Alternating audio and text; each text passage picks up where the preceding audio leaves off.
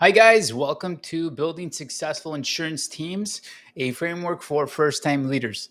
So, back when I was helping to establish the Medicare agency that I was helping, there were a lot of, it was a startup. So, there was a lot of things that weren't sure, things that weren't tried yet, things that we didn't know how they were going to roll out. But in this slide deck, this presentation I put together for you, I'm basically just sharing and going through like all of the different things that worked for me when I came into the role and I started helping to improve the recruitment, improve the policy, the culture, the operating procedures, and just the general flow of how things would go in the organization, which ultimately helped the organization expand from 14,000 a week in revenue to about 140,000 a week in revenue, which ends up being about $500,000 a month. So I'm going to share with you guys, this is a structured approach for new life and health insurance team leaders. You're going to learn how to build sustainable teams that outperform individual producers by 35%. So we're going to explore how vision, mission, and accountability create the foundation for success. And without further ado, let's just get right to it. All right. So I have this theory, which is you have to align people to the major goal, right? Some people might call the dream outcome, the expected major result, whatever that is, right? So the dream outcome and why teams matter in insurance, right? It's the why the team matters is because it's helping you achieve that. You can't get there without the numbers. You can't get there without all the people that you're trying to get on board so that you can achieve this success, right? So the good thing is that when you establish this dream outcome and you put a team behind it, specifically here in insurance, right, you're going to be able to increase your client retention, right? So where you might be a single agent and you're just trying to produce and produce and produce, and you get a lot of chargebacks or you lose a lot of business and people fall off the books and things like that. Well, when you have a team, your retention will actually be higher, right? Your client retention will improve. Teams keep clients longer than individual producers, right? And part of the reason is because when you're doing something as a team, you're constantly improving your standard, you're improving your ability to deliver to the clients, right? So the other point to look at is 65% of new agent successes, senior junior partnerships boost success rates by that percentage, right? So that means that when you're in a setting that you have like either a mentor to a group of new juniors or just one-to-one, whatever it is, however it's set up, you're going to get 65% better performance basically, right? Or success. Now, comprehensive solutions, 100%. What that means is specialized expertise covers all client needs, right? So effective teams provide stability during market fluctuations.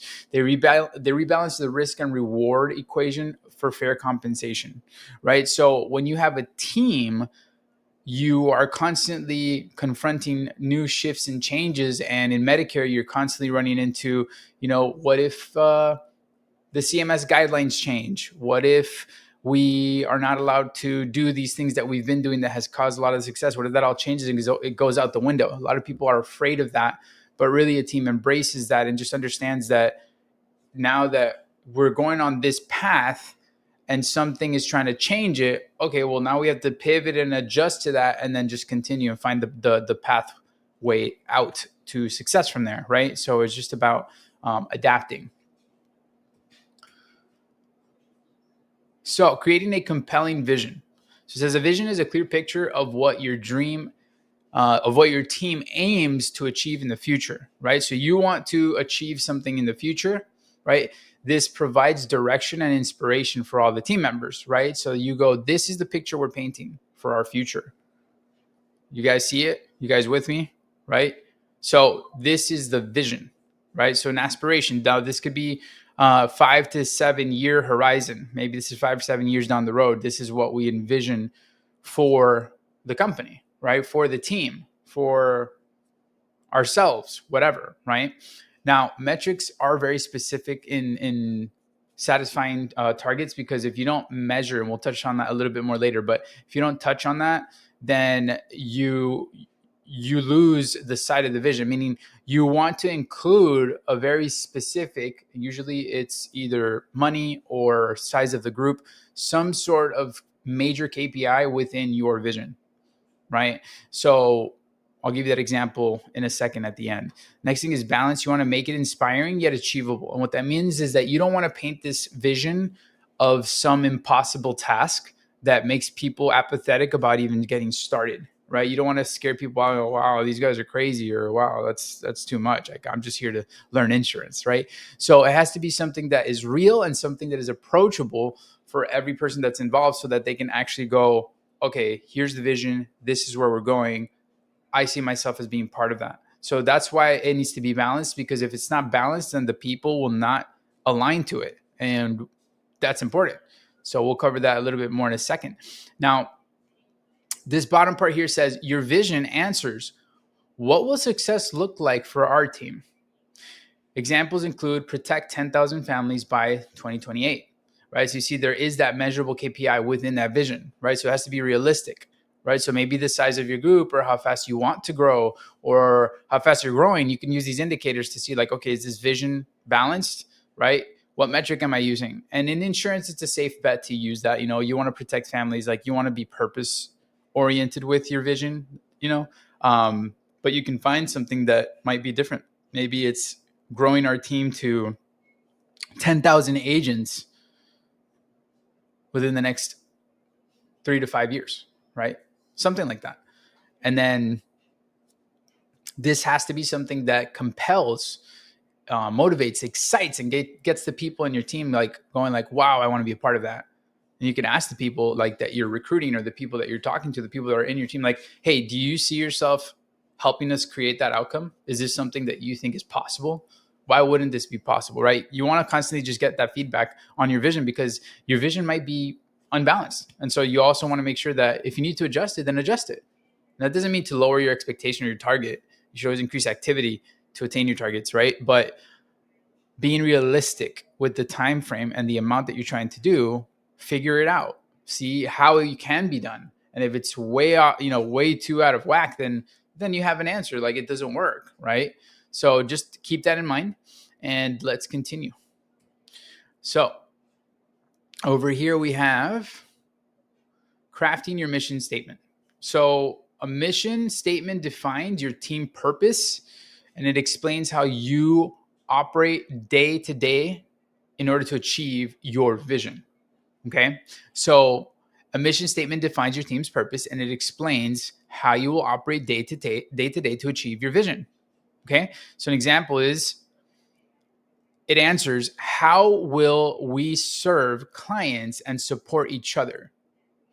Right. So your mission could be to, help 20,000 agents become licensed and producing in the next X amount of time, right? So it's almost like, this is my opinion, but your mission is kind of like a sub purpose to your goal, which your vision can be your goal, right? Not to be confused with your broader picture, right? Dream outcome, right? So these are all like subcategories of a bigger picture, right? And we're kind of just systematically working it backwards until we get it down to the repeatable, constructive actions that keep us on track to that bigger goal, right? So keep your mission concise. It should be 25 to 50 words, right? It shouldn't be super long. And it should answer, how will we serve clients and support each other? So it should include your clients, and it should include your staff members or your team members. Okay. And so, your mission is to help 50,000 agents get licensed and assist 20,000 new clients to come into the organization, right? So it could be something like that, something that assists how you will achieve that vision. Okay. and it has to do with your purpose. So you could ask yourself, like, what's our purpose? Our purpose is to help people get insurance so that they can protect their families. And our purpose is to hire and recruit agents and provide them with a career so that they can do those things, right? So you can just craft the mission statement very simply put. Our mission is to help insurance agents, help families. This is a very simplified version.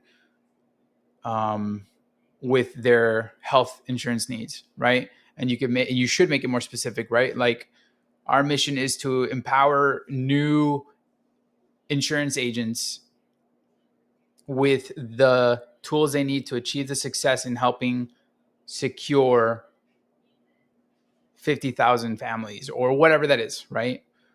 And you're ultimately just continuing to drive that purpose that aligns to your vision. Okay. Now, let's see. Establishing your core values. So this is very important, right? Because what you're doing now is you're setting the framework for accountability in your organization or in your team. Okay. So core values are the fundamental beliefs that guide your team's actions, decisions, and interactions with clients and each other. Think of it as the do's and don'ts, the what's acceptable, what's not. And in your culture, in your team, you want to define these very specifically. Okay.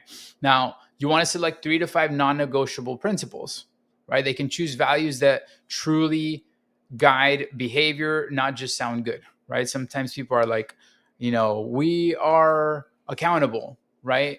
And to me, that shouldn't really be a core value. I mean, don't get me wrong, that could be core value, but to me it wouldn't be, simply because accountability is just part of how you should operate in general, right?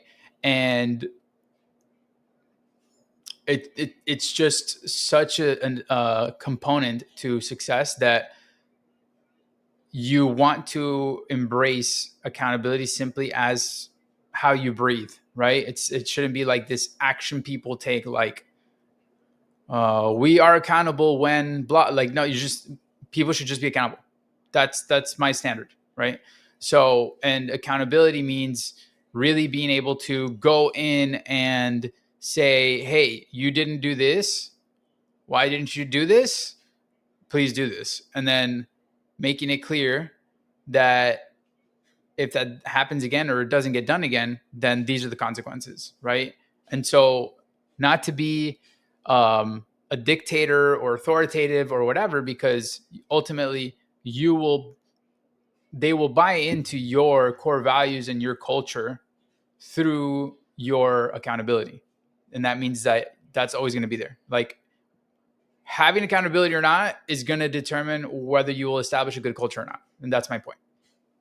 So you want to make them actionable, right?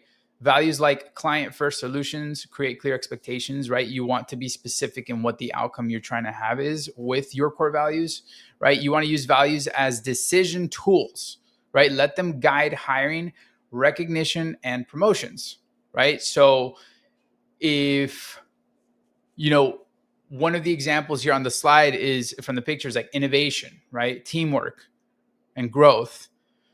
These are great examples, right? Integrity. So being able to do things based on what is the greatest good for those involved, not just for yourself, right? So loyalty, like, it shouldn't just be loyalty. Like, in my opinion, it has to be actionable, meaning like loyalty over self, right? Or teamwork over something personal, right? Like, obviously that's not well worded, right? But I'm just trying to give you an example off the cuff here. So what you want to do is you want to establish the bottom line, like, trust, collaboration, form vital foundations, right? This is what it says at the bottom. Values create the bedrock for your team culture, right? And that's what I was just saying. So you want this to be something that invites people to be better, and not just invites them, but helps them take better action in the direction of helping the people in your organization, inside and out, So the core values are your pillars for structure of how you want to build your organization or your team. Your accountability and keeping them to those core values is what creates your culture. And accountability, again, to keep it simple, is making sure that people do what you agreed they're supposed to do and getting people to not do things that they agreed that they wouldn't do.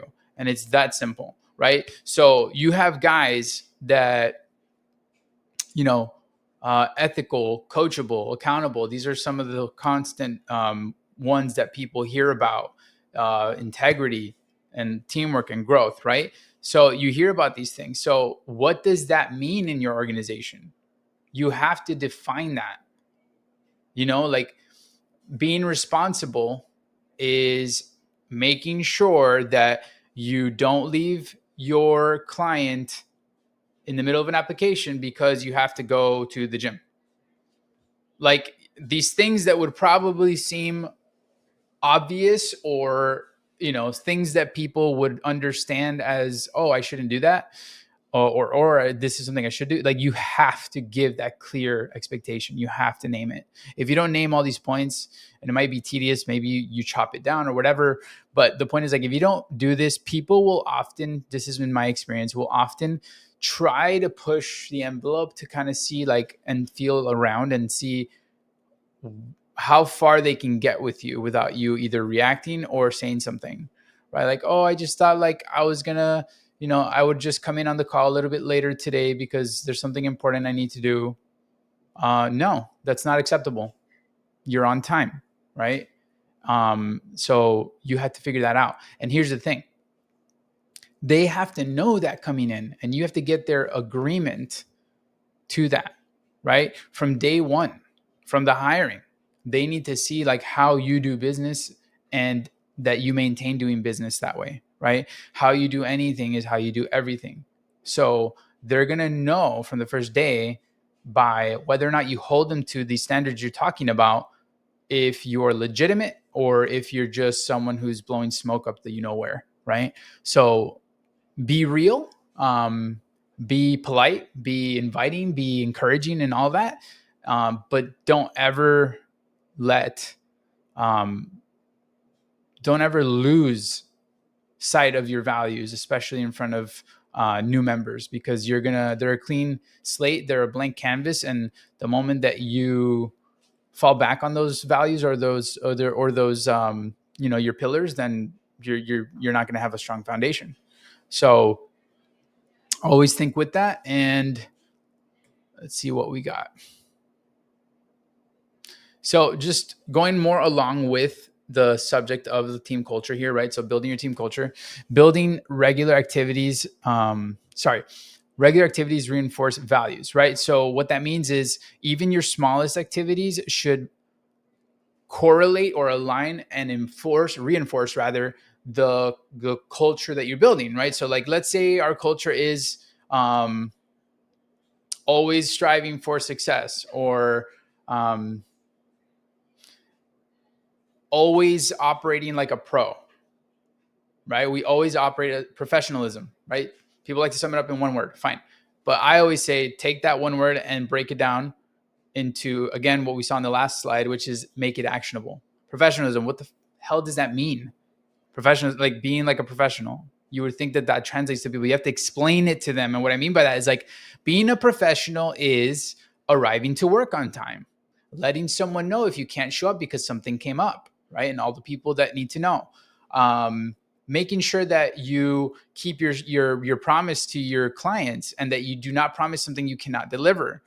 Making sure that you help your client understand what they're getting and that they actually get help, right? Like, this is as simple as you have to keep it and make it so that people understand. And then they understand, oh, I am a professional when I show up to my calls and I am on time and I help people. Oh, I am also being professional when I wear appropriate business attire, right? If that's part of how we do things, whether you're going to be on the phones or not.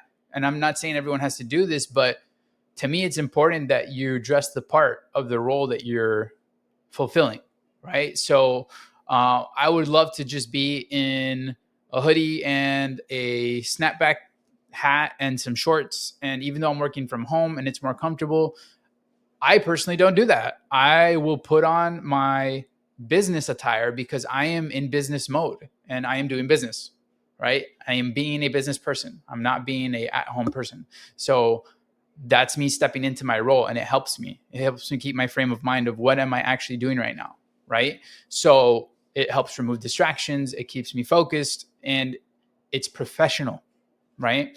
So professionalism for me doesn't mean that you're just saying what people need to hear, right? And that's the thing, is that you don't know what false information, incorrect information, false data people operate off of and have. Someone might think that professional means that you wear a suit and tie, and that's it. They think that because they're wearing a suit and tie, right, that I am being professional. No, professional means caring enough to do something at the highest level. And that translates to every part of your organization, right? How would a receptionist handle something as a pro? How would a recruiter handle a situation as a pro? Give them examples of how a pro would do it and how a pro wouldn't, like how a person who's not a pro would do it, right? So they have a room for, analysis or comparison so they can see this, right? So that's the whole point. Your regular activities reinforce values. So next thing is mentorship, which we talked a little bit about it before, right? You can design whatever program or system that you want in order to have mentorship, but you have to have mentorship. You cannot have the blind leading the blind. And that means, like, if you have to be the mentor at the beginning and establish a system where assign the next mentor to a group, or you want to have one-on-one mentor to person setting, then whatever that is, you figure it out. Typically it goes, I've done it in the past, like a pod system where you have 4 people to 1 mentor, and then these 4 people are becoming the next mentors for the next pods, right? So it kind of just, it's easier to deal with as you expand and as you grow. So that's how I see that. As far as mentorship, you want people that have in mentor roles, you just simply want to have people that have produced, that embody the core values that you have, and that are willing to actually help this person grow, right? These guys are A players, if you want to call them that. They want other people to get better as well. These are not the guys that are afraid to see other people do better or get better because they feel like they might not have a job. If those people are in your group, you don't want them. So that's my opinion. Do with it what you want. So next is compensation, right? So you want to reward collaborative efforts. And what that means is you want to create a way of helping them see that when they take correct actions, which is basically representation of the core values that you've established, then they can get compensated for it, right? And so it's like you can have, there's many ways that you can do it, right? But like you can have, as an example, the top performing agent in terms of the core values, right? Like who represented our values best this month or whatever. You can come up with some awesome names. I'm not the best off the cuff here. But the point is that you want to include compensation as part of your culture, meaning people want to know that when you do things right in your organization and your team, that there's an expected plus, there's an expected bonus or benefit. And now this shouldn't be that they only do it for that, but it's good that they want to chase that, because by doing that, you're incentivizing them to contribute to the culture and they get rewarded for it. And so others see that as well. And that just helps the collaboration in efforts, right? Now, the other thing that helps is when you create games, you can create raffles, and these can be daily or weekly or whatever based on production. Now, I had a lot of success when the compensation that was a reward was achieved when the team achieved it, right? Sometimes people just want to do like, oh, who is the top performer? He gets a bonus. Who is the top performer? He gets a bonus. And here's the thing, that's a very quick route to people identifying that there's people that have better skills, and only the people with those high skills make it. And so it's a very easy route to go into uh you know starvation mode or apathy, right? Where you're like, why do I even bother? Why am I here? I'm super new, I'm never going to get there, right? And so rather than having it set up where you only reward the guy who produced the most, which the way you do that is like you can have like bonus, like cash bonuses that people get for hitting specific numbers. But when you do raffles or targets, make them a team one. And that means like every person has to get up to this many of, this many sales, or each person has to accomplish this task in order for us to be able to get this reward. Right. And so what it does is it makes everybody motivated to encourage each other in activity, and they now start to monitor and ask each other and say, hey, like, how is this going with you? Or how did it go with accomplishing that task? Did you need any help? Right? Because if there's like two people left in order to accomplish the goal, right, or the task for the day, um, the rest of the team the rest of the team is going to take an interest in assisting or helping. And so that encourages the collaboration, right, in the team, so that everyone can get compensated, right? And so they start to really take responsibility for each other. And really that's what teamwork is about, is being able to observe your peers and the people around you that are on your team and going, wow, this guy needs help with this, right? Like in a basketball team, they complement each other. They know this guy's really good on defense, not the best on offense, so I need to step up over here. And I know that this guy's not the fastest runner. So when that guy has the ball, then I have to be already on track to defend him. Right. So a team starts to coordinate and think and act based on the rest of their team, not just on themselves. Right. And so compensation for a team effort rather than an individual recognition of effort is better for the cohesion of the group and for the culture. So recruitment. So there's a lot of different, I've heard different models out there, like um, basically like a lot of people think that recruitment is something that happens to get something started, and every time you need someone else you recruit somebody. And the funny thing is that recruitment is the only way you're going to expand. Recruitment is the only way you're going to have more numbers. Recruitment is the only way you're going to get more sales, right? So the thing is, everybody in the team needs to be a recruiter and understand that they are a recruiter. And that doesn't mean that they stop doing what they're doing. Like, let's say they're selling insurance. You're not going to tell them, well, I need you to go recruit today. That's not what that means. What it means is they need to be a shining example and promotion of the organization and have such successes and be so thriving and happy with the team or organization that they're constantly having people ask, hey, like, what's it like over there? And then they need to recognize, you need to train the guys to recognize these interests, because people show interest in different ways. They won't say like, hey, can I get a job? What they'll say is, hey, how's it going over there? Or hey, how much money are you making? Or, oh, what's it like getting, like, how hard is it to get licensed? Like, these questions, you need to prime your team to be aware of these questions, because these are people that are taking an interest in your organization, and those can be the next people that you hire. Right? You don't need to necessarily have job boards filled with offers to hire people. Right? But I do recommend that you do maintain a constant recruitment action, like, using Indeed and just keeping the door open for people to come in. Right? And it's important that you embrace recruitment as something that you're doing and not something that you do every now and then or did in the past. Recruitment is ongoing, right?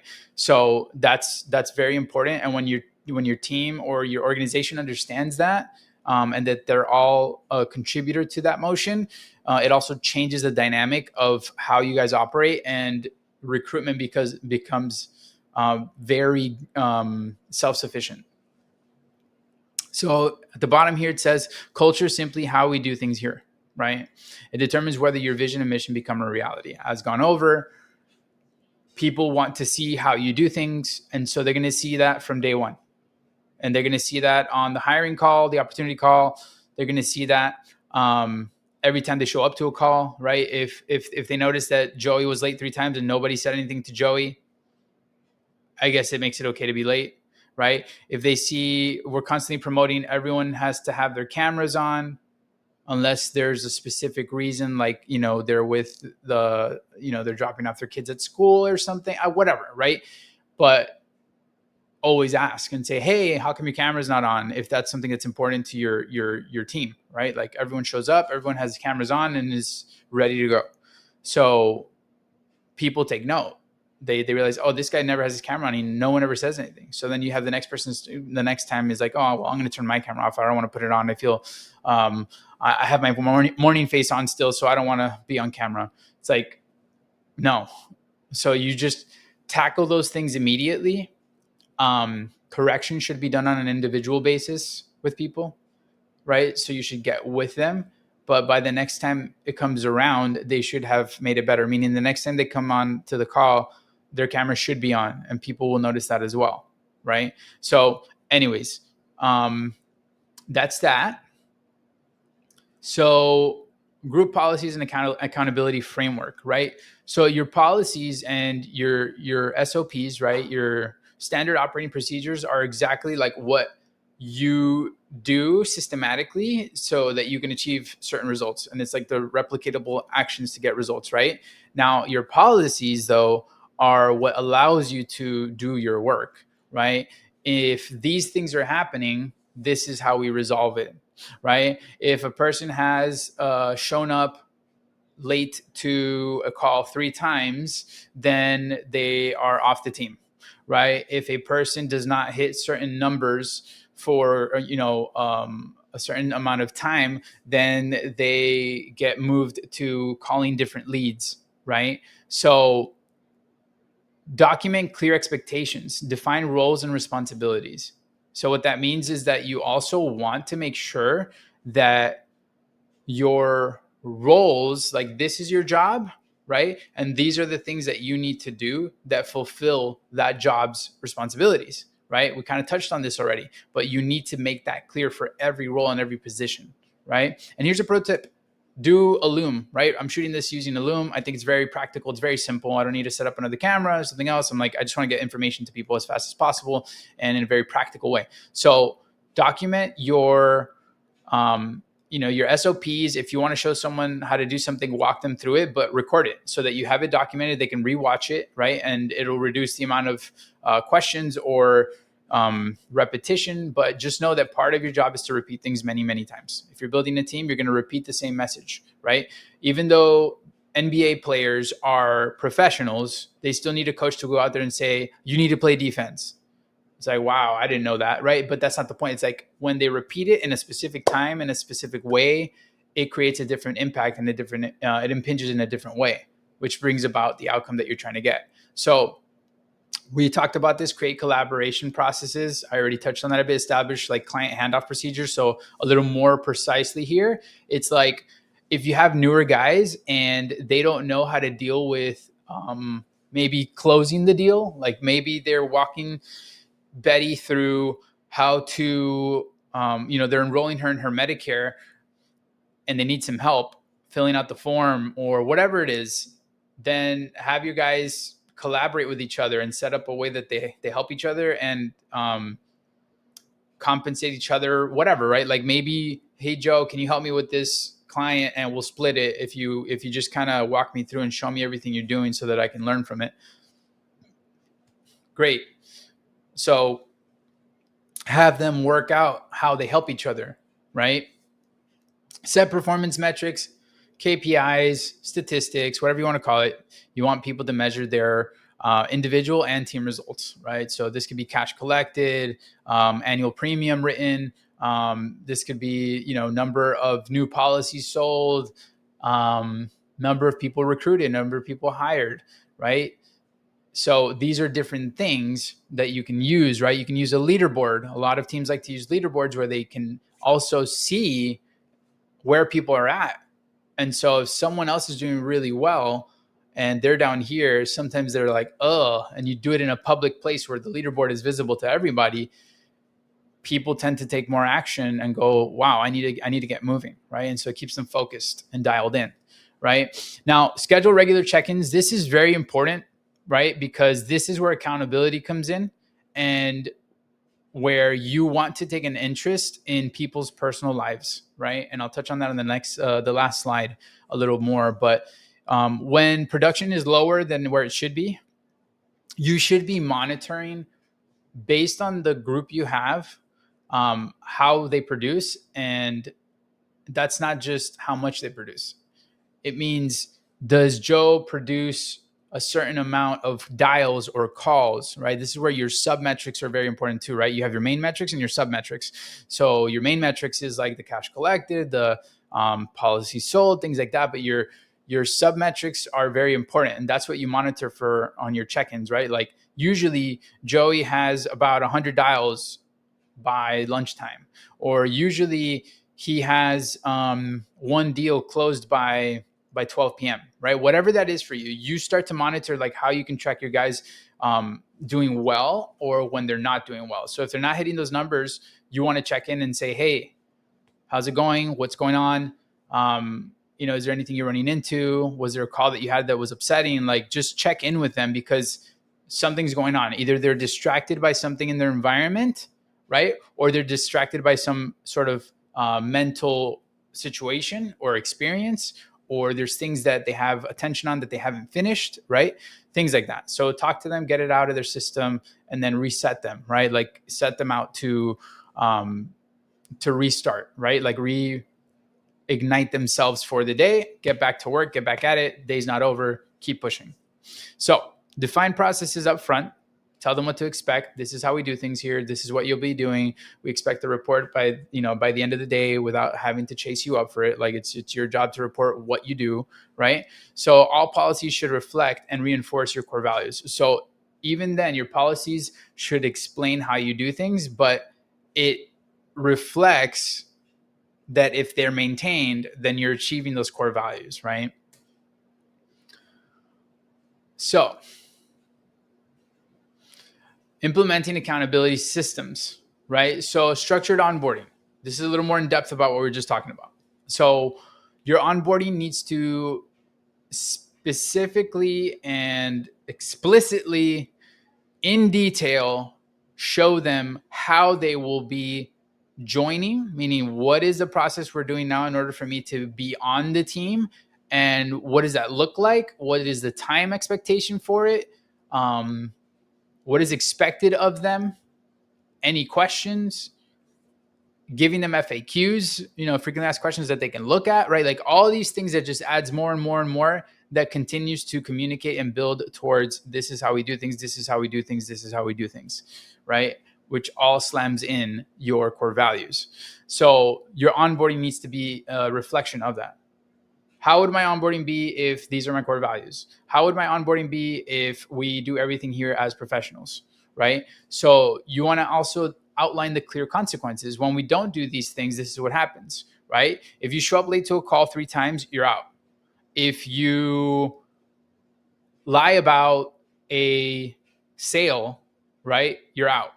If you do something illegal intentionally, right, without refute, like it's obvious, it's a documented call, like it's recorded, you did something intentionally that was damaging, you're out, right? Like whatever those things are, you need to name them all, and as you go, you might need to revise like some of those things, but make that known. Say, hey, we're a startup, or we're new, or we're doing these things for the first time, so there's going to be a lot of changing and moving parts, and that means like there's going to be adjustments to our policies and how we do things all the time, because we're constantly striving to make things better. And it's not perfect, but we're aiming to make it as perfect as possible, right? So now you're making it understandable that these are things that you guys are creating and making better as you go, right? Now, you want to celebrate value champions, right? So the people that add the most value, that exemplify and show the values, and they're an example, shining example of what you're trying to do within your organization, and they, through their actions, they are showing these core values. Definitely highlight those people, have like a way to celebrate them, acknowledge them, recognize them, validate them, whatever word you want to use, but make it known that these guys are doing the right things. give them things that, in recognition that maybe they didn't know they would get for doing that. Like surprise them with value because they are doing exactly what you need them to do. You want to be rewarding that so that it continues to happen. And also it gets other people on board with being more bought in or sold on your core values and how you guys do things. So quarterly reviews, you definitely want to do quarterly reviews. Every quarter you want to see like how the team performed, how individuals performed, and then you want to set expectations and goals for the next quarter, right? Now remember, accountability means living the values, not just enforcing rules, right? They're values. This is the thing that people often don't understand, is that it's how you are, it's the way you operate, right? And that means you live that way. It's not something you put on only when you're taking calls. It's not something you put on. So that means that your hiring and your recruitment should be very on point in detecting, can these people hold these values, right? These are our values. What do you think about them? Oh, I think that's silly. Great. You're out, right? And maybe most people won't, even if they think it's silly, they won't tell you, right? However, give them examples that would reflect achieving or following that value. How would you handle this situation in your recruitment, right? Or what's something that you've dealt with? I'll give you an example. This is literally one of the questions I use on my hiring, which is, what's the hardest thing you've ever been through in life, or what was the most difficult day of your life, right? And I actually, I got this from one of my best friends who was in insurance for a while, and I thought that this was great because you're going to see the person's going to open up, right? Everyone comes in on these recruitment calls like, hi, I am here for, maybe not that exaggerated, but you get the point, right? Like they're putting on their best face. And if you're putting on your best face, that means that that's not your face, because you should just be you, right? And so asking the person, what was the best day of your life? And they'll usually very easily go right into it, or they'll think about it and they'll think and then tell you about it. And sometimes they'll tell you, I have many of them. Great. Pick one, and tell me about it, right? What you want to see is like, how do they communicate? How passionate are they about something that should be passionate about their life, right? Like how expressive are they? Do they communicate it well? Can you tell that it was the best day of their life? Or does it just sound like, yeah, when I was 13, my best friend gave me this really cool gift and it was really awesome. It was special and no one had ever done that for me. Like, okay, it's not terrible, but imagine they're like, oh, when I was 13, I had my best friend who unfortunately passed away give me a gift that I still carry with me today. And he told me, I thought of you because you're powerful, or you're like this lion. And he handed me this lion figure. And that changed my life because I knew that if someone else could see that in me, then I could see that in myself. Right. And so you see the difference, like a person goes into their memory, goes into the moment, and they can be passionate or emotional about it. And what you want is someone to open up. You want to be able to see who they really are. Right. So asking a question like, what's the hardest, what was the most difficult day of your life? And then, what was the best day of your life? And then follow that up with what was the most difficult day of your life? And in that order. So give me the good thing first, and then give me the bad thing after, right? Because it's less expected too, right? Person's feeling good about the great thing they just told you about. Now here, tell me about the hardest thing you've ever been through. And then the last question, which is very important, is how did you overcome that? How did you overcome the most difficult time or moment or experience of your life? What did you do? And how did you do it? How did you get out of it? Right? And what that does is it shows you their grit. It shows you what they're made of. It shows you how hard they were willing to fight or figure out life when it was biting them in the face. So this is going to give you a good measure of the people that you're hiring, right? Now, this is our last slide here. And I added this last second. But the point here is you want to align individual and group goals together, right? Individuals like, I want to go this way. And maybe the group's like, we're going this way, right? And you're like, you got to show this guy like, look, if you go this way, we all go together and we can achieve everything together. So we as individuals, we want to be held accountable. We want someone to check in with us. We want someone to see if we're doing what we're supposed to be doing. It's in our nature. Like, you want someone to be interested in how you're doing. So, and check how you're doing. So, your best way of measuring how people are doing, and here's the thing, is like, people often make the mistake that they address a team and a group just as a team and a group. No, you address the team and the group in reviewing how we're doing as a team and how we're doing as a group. But the way that you audit or monitor the health of the group is monitoring the health of the individual. And so what that means is that you need to have a system, which most people use one-on-one calls, right? To establish how well someone is doing, be interested in how they are doing, right? An executive's job isn't just in being an authoritative figure that says, do this, do this, do this, do this, execute, right? Executive means to execute, get things done. Yes, he gets others to comply and get the work done. However, he's interested in how they're doing. He's interested in helping them as individuals to do better, because when they do better, they can do their job better. And that means that the organization does better, right? So, at the bottom here it says true success emerges when agents or individuals, right, personal ambitions directly fuel collective achievements, right? They add this momentum. So establish transparent frameworks that clearly connect individual agent development to measurable team outcomes and client impact, right? So having personal one-on-one calls with your team members, in my experience, is a must.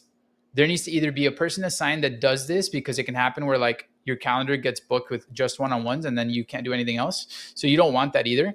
However, it still needs to happen. Whether you have that pod leader that you assign who does it with just his 4 guys, that's one way to do it too, right? Or you hire a person that they just do it, right? And this person, and they just do it. Whatever it is that works for you, right? I think a personal interest from your mentor or someone in a leadership role doing this with you is very, very important. And I would just do it that way rather than pay somebody to do a function, right? So make it personal, right? Now, you want to take an interest in their professional growth, their income growth, right? And their personal growth. And so an easy way to do that is to monitor the things that they like, what are they currently doing in their personal, professional, and financial side? Like, what are the things that you're doing that are helping you? What are the things that you are not doing that you really should start doing? And Alex Hermosi talks about this: start, stop, keep, right? So what are the things personally, professionally, and financially that you need to start doing that it will help you, that you need to stop doing, right? Like, stop scrolling on TikTok all day, right? Or stop scrolling on TikTok in the middle of the day while you're making calls, right? And the things you need to keep doing. I need to keep waking up on time. I need to keep suiting up, even though I'm not going to the office and I'm working remotely. I need to keep, right? So start, stop, keep on your personal, professional, financial goals, because that's going to give you the measuring stick for the next call or the next time for you to see, how are we doing? Are we getting better? Do we need to adjust? Is there something that needs to be tackled in a different way, right? So then show them how, by them doing well in the company, right? If they strive to be cultural ambassadors, right? Like people that reflect your values and show others who your like company really is through who they are, what happens to their personal, professional, and financial, right? And you need to be able to back that up. You need to make sure that when they do these things, that they are thriving, they are doing well, because then it comes full circle, right? So you want to share your group goals as a group, right? And the fulfillment of them as a group, right? You want to be able to enhance the team efficiency, right? By going over things maybe on a weekly team meeting or a monthly a monthly team meeting, right? So like you can do things weekly, monthly, quarterly, whatever. Figure out what works for you. But the point is, you need to have like feedback points, right? And another thing is really taking an interest, and this goes, hand in hand with everything else that I've gone over so far in the video, which is like, survey your guys. That means specifically ask them questions. Ask them the questions that you need to ask in order to improve things, right? Like, hey, how was your week? It was good. Okay, that question sucks, right? Survey them like in a specific way. Did you get enough help personally during the week from your mentor? Did you feel like you were performing well? Did you run into any issues that didn't seem to have resolution? Right? Are you having any personal issues at the moment? Are you having any financial issues at the moment? Right? Is there something that you want to understand better about your role, about your job? Like, find out, because things are either getting better, they're staying the same, or they're getting worse. And so your people are your feedback loops so that you can continue to improve and adjust, right? So the better you take care of them, the better you take care of the whole organization, right? And I talked about that just a little while ago, which is like this idea that the group exists. Yes, there's a group because there's a collection of people, but those people are individuals. And what that means is you need to improve the group by improving the individuals. And it's a lot of hard work, but so is everything that's worth doing, right? And if you really do that, you take care of your individual agents and you just build it right from the beginning, you'll see a lot of success. So I hope that these slides and this information has been useful. If it is, let me know about it. I'd love to get your feedback on it so I can make better things. Let me know what can be done better. And I would love to adjust and see what I can do to make things more appealing or useful or whatever. And I expect some feedback. Thank you guys so much. And I'll see you in the next video.